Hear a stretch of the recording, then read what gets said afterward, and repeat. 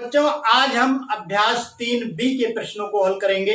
आइए देखते हैं। पहला प्रश्न, निम्नांकित प्रश्नों 1 से 2 में केंद्रीय खाने की संख्या उसके चारों ओर के पटलों पर अंकित संख्याओं में से किसी प्रकार संबंधित है। प्रश्न चिन्ह वाली संख्या ज्ञात कीजिए। तो ये कह रहे हैं कि ये चारों जो पटल हैं बाहर के, इसमें जो संख्याएं लिखी गई हैं ये किसी प्रकार केंद्र में लिखी गई संख्या से संबंधित है।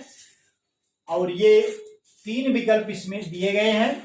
इनमें केंद्रीय खाने में ये खाना खाली है, इसी को हमें भरना है।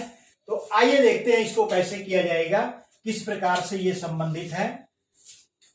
4 लिखा है, ऋण 3, 15 और ऋण 7। यहां पर आप देखेंगे कि ये ऋण 7 है और ये ऋण 3 है, यानी दोनों ही ऋणात्मक है। और ये 4 है और यहाँ 15 है, ये दोनों ही धनात्मक है। तो आइए 4 और 15 को हम जोड़ लेते हैं। तो 4 और 15 जोड़ेंगे तो 15 में 4 आप जोड़िए तो 19 आपको प्राप्त हो जाएगा। और 7 और 3 दोनों ऋणात्मक हैं, ऋण 7 और ऋण 3, तो इन दोनों को आप जोड़ लीजिए तो यह प्राप्त हो जाएगा ऋण 10। 7 3 10 होता है। अब इनको जोड़ लीजिए। अब जोड़ेंगे, चूंकि 10 ऋणात्मक है इसलिए 19 में से घट जाएगा तो हमको 9 प्राप्त हो जाएगा, यानी यहां पर 9 लिखा गया है। ठीक है, क्या करना है आपको? धनात्मक को धनात्मक में जोड़ लिया, ऋणात्मक को ऋणात्मक में जोड़ लिया, उसके बाद दोनों को जोड़ लिया। क्योंकि ऋणात्मक संख्या ये ऋण चिन्ह के साथ है इसलिए इससे घट जाएगी, वही केंद्र में लिखी जाएगी।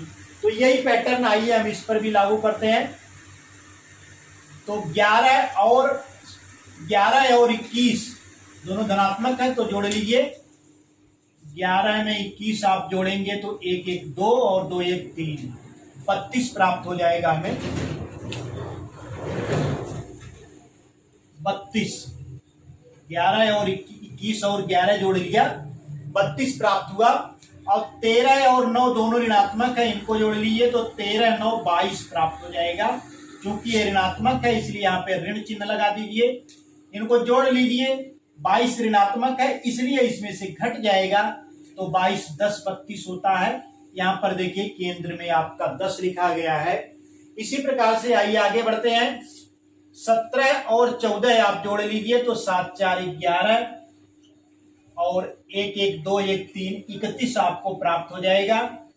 और ऋण 18 और ऋण 15 दोनों को जोड़ लीजिए तो ये हो जाएगा 8 5 13, 3 और 1 1 2 1 3। चूंकि ये ऋणात्मक है इसलिए यहाँ पे ऋण चिन्ह लगेगा।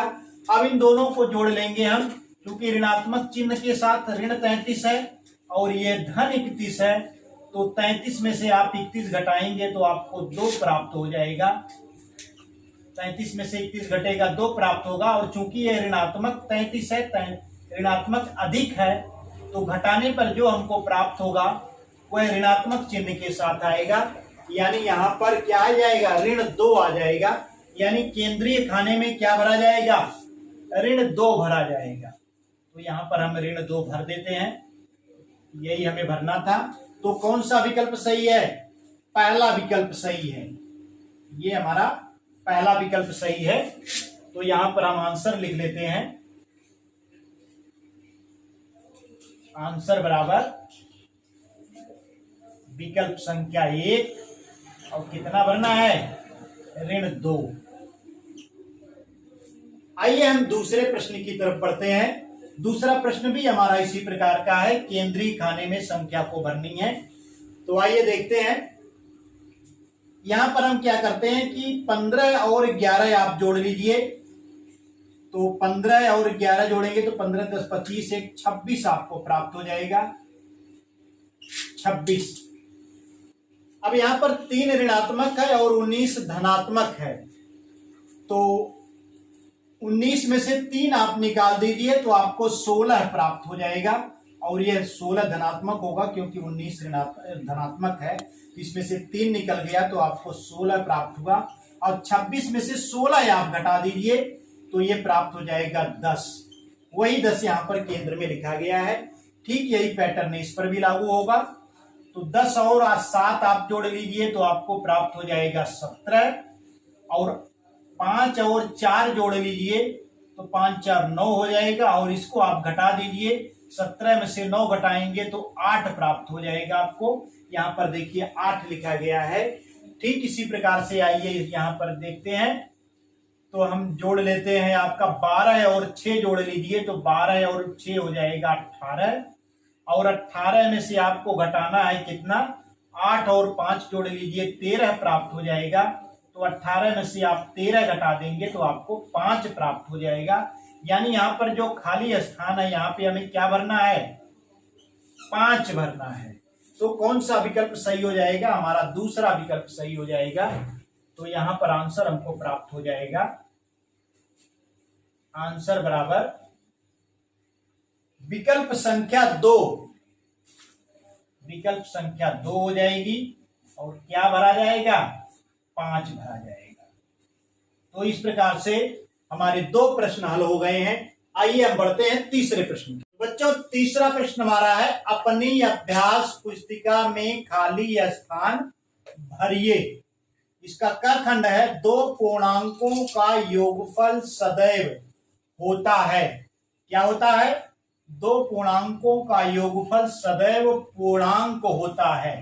तो इसमें क्या भरा जाएगा, पूर्णांक। जब भी आप 2 पूर्णांकों को जोड़ेंगे तो उनका योगफल सदैव आपको पूर्णांक ही प्राप्त होगा। आंसर हो गया आपका पूर्णांक। आइए ख खंड देखते हैं, 2 धन पूर्णांकों का योगफल क्या होता है, धन पूर्णांक होता है, धन पूर्णांक होता है। जब भी आप 2 धन पूर्णांकों को जोड़ेंगे तो उनका योगफल एक धन पूर्णांक ही प्राप्त होगा। तो आंसर हमको प्राप्त हो गया धन पूर्णांक।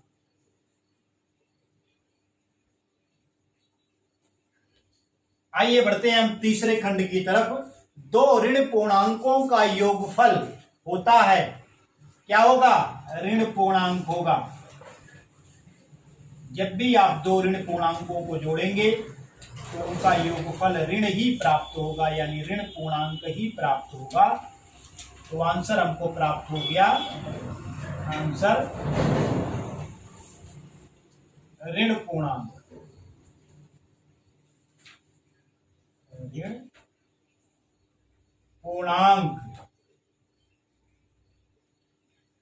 तो इस प्रकार से हमारा तीसरा प्रश्न भी हल हो गया है। आइए हम बढ़ते हैं चौथे प्रश्न की तरफ। तो बच्चों चौथा प्रश्न हमारा है, सत्य अथवा असत्य कथन बताइए। इसका पहला खंड है, किसी पूर्णांक तथा इसके योगात्मक प्रतिलोम का योगफल 0 होता है। तो योगात्मक प्रतिलोम की परिभाषा में हमने बताया था आपको, पूर्णांक और उसके योगात्मक प्रतिलोम को जोड़ा जाता है तो 0 ही प्राप्त होता है। तो यह कथन क्या है, सत्य है। क्योंकि मान लीजिए पूर्णांक 5 है तो इसका योगात्मक प्रतिलोम ऋण 5 होगा, और 5 और ऋण 5 जोड़ेंगे तो हमें 0 ही प्राप्त होगा। दूसरा खंड हमारा, 0 एक ऋण पूर्णांक है। तो यह कथन असत्य होगा, क्योंकि 0 न तो ऋण पूर्णांक है और न ही धन पूर्णांक है। तीसरा खंड हमारा ग खंड है, 2 ऋण पूर्णांकों का योगफल धन पूर्णांक होता है। तो यह संभव नहीं है, क्योंकि जब भी 2 ऋण पूर्णांकों को आप जोड़ेंगे तो वह ऋण पूर्णांक ही प्राप्त होगा। इसलिए यह कथन क्या है, असत्य है। अगला खंड हमारा है, किसी पूर्णांक और 0 का योगफल उस पूर्णांक के बराबर होता है। तो यह सत्य है, क्योंकि किसी भी पूर्णांक में हम 0 जोड़ते हैं तो इसमें कोई परिवर्तन नहीं होता है, हमें वही पूर्णांक प्राप्त होता है। च खंड हमारा है, एक ऋण पूर्णांक और एक धन पूर्णांक का योगफल सदैव धन पूर्णांक होता है। तो यह कथन असत्य होगा, असत्य है। क्यों असत्य है, क्योंकि एक ऋण पूर्णांक और एक धन पूर्णांक को हम जोड़ेंगे तो धन पूर्णांक तो प्राप्त हो सकता है, लेकिन सदैव धन पूर्णांक प्राप्त होगा, ऐसा नहीं हो सकता, क्योंकि ऋण पूर्णांक और धन पूर्णांक को जोड़ने पर ऋण पूर्णांक भी प्राप्त होता है और धन पूर्णांक भी प्राप्त हो सकता है। यह ऋण पूर्णांक की मात्रा पर निर्भर करता है कि इसका अंकित मान कितना है। अगला खंड हमारा है, संख्या रेखा पर ऋण 18 और धन 18 शून्य से समान दूरी पर हैं, तो यह कथन सत्य होगा, क्योंकि यह ऋण 18 और धन 18 शून्य से समान दूरी पर ही है।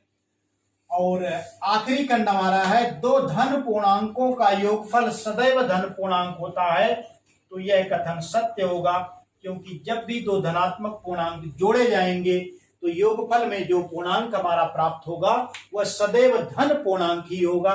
तो इस प्रकार से हमारे अभ्यास 3B के सभी प्रश्नों का हल हो गया है। एक नए वीडियो को लेकर के एक नई प्रश्नावली के साथ, नए अभ्यास के साथ पुनः मिलेंगे। तब तक के लिए नमस्कार, धन्यवाद।